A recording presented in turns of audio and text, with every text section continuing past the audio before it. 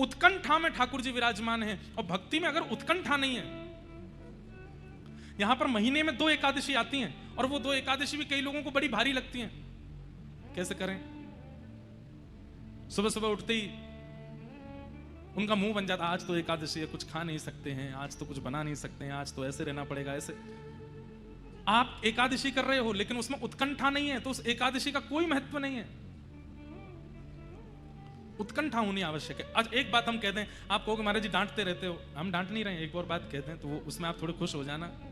आप लोग कथा में आते हैं, कई लोग उचित स्थान पर बैठने के लिए सुबह 11-12 बजे से ही आ जाते हैं, आकर के अपना स्थान ग्रहण कर लेते हैं।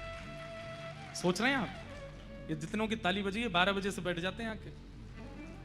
जो 3 बजे आकर के बैठते हैं,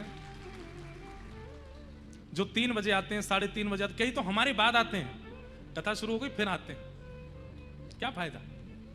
उन लोगों की उत्कंठा देखिए, 12 बजे कितना दोपहर का समय होता है।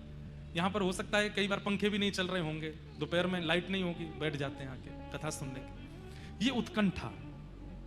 जो लोग 12 बजे से आकर के बैठ जाते हैं, हम व्यास मंच पर बैठ के ब्रजवासी होने के नाते वचन देके कह रहे हैं आपको ठाकुर जी जल्दी मिलेंगे। क्यों? ये जबरदस्ती उन्होंने भी हाथ उठाए थे जो नहीं आते 12 बजे। क्यों मिलेंगे? क्योंकि आपकी उत्कंठा कथा सुनने की। एक का मुझे पत्र आया और पत्र में पता क्या लिखा, महाराज जी आपसे मिलने की चाव था, आपसे मिलने का चाव था और आपने आज के लिए कहा था कि आप आज ही मिलोगे, लेकिन आपने समय दिया 11 बजे का। मैं आपसे मिलने नहीं आ पाया क्योंकि अगर मैं 12 बजे स्थान आकर के नहीं पकड़ता तो मुझे पीछे बैठना पड़ता, इसलिए मैंने आपसे मिलना छोड़ा है कथा के लिए, कृपा कर देना। अरे भैया हमसे मिलके कछु नहीं मिलेगा, लेकिन कथा के प्रति जो ये आपकी उत्कंठा है ना, ये जो उत्सुकता है, जो ये ऐसे एक्साइटमेंट है आपके अंदर, यही ठाकुर जी से मिलाएगा।